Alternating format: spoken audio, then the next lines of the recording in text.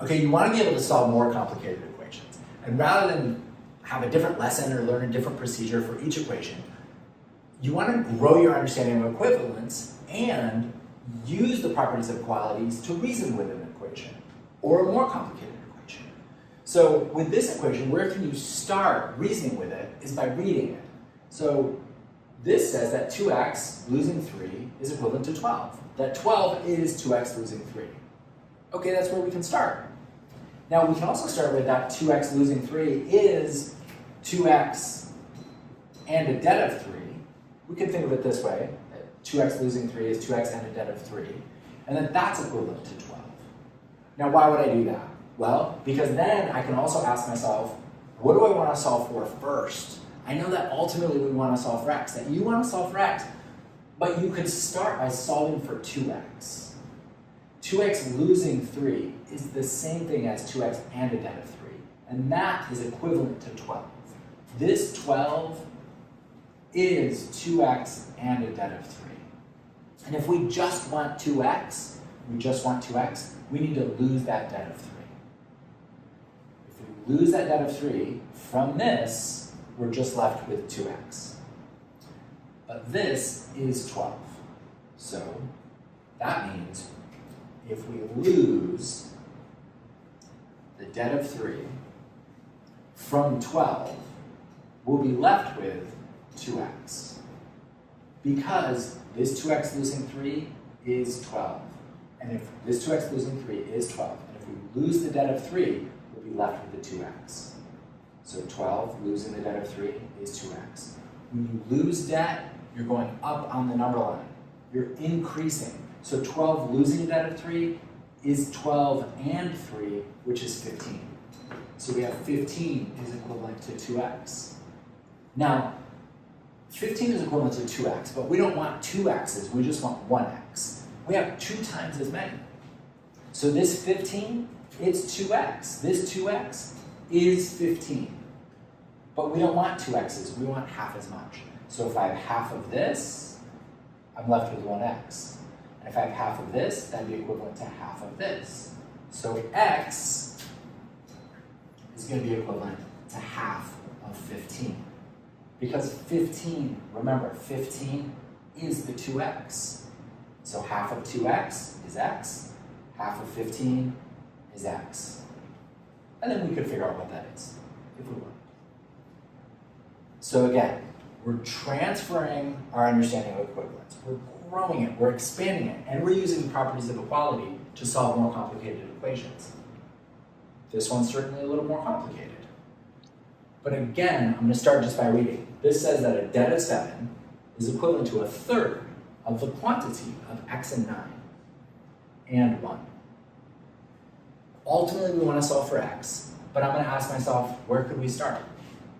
Where could we start? We could solve for 1. We could try solving for different things. I suggest we start by solving for 1/3 of x and 9.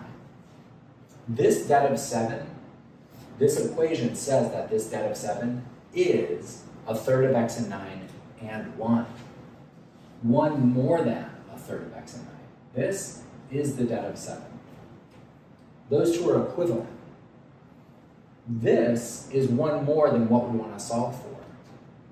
So if we lose 1 from this, we're left with 1/3 of the quantity of x and 9. But losing 1 from this is equivalent to losing 1 from the debt of 7. So if we lose 1 from the debt of 7, we're left with 1/3 of the quantity of x and 9. Great.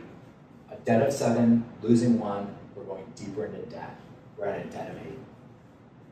Is equivalent to 1/3 of the quantity of x and 9. Now you'll notice I'm showing steps. I want to show my thinking. I want to share my thinking. I want to be able to make my thinking visible so that I can examine it for whatever reason, so I can take a look and see how did I think of it. At some point, some of this might get compressed and I might skip steps, but really I won't be skipping them. I just might carry more in my head. But for now, I want my thinking to be visible. I want you to make your thinking visible. So here we are with a debt of 8 is equivalent to 1/3 of x and 9. Well, we could solve for x and 9. A debt of 8, this debt of 8 is 1/3 of x and 9. Well, we don't want a third of it. We want 1 whole x and 9. We want x and 9. If we had 3 of these, we would have x and 9. If we had 3 of a third of x and 9, we would have 1 whole x and 9. We would have x and 9. And what this says is that the third of x and 9 is a debt of 8. This third of x and 9 is a debt of 8. This shows us that if we had 3 of these, we'd have 3 of these. And 3 of these is x and 9.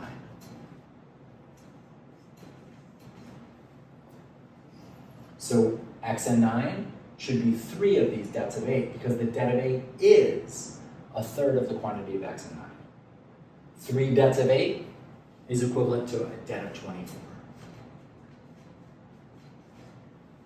Now we want to solve, now we can just solve for x. This debt of 24 is x and 9. This x and 9 is the debt of 24.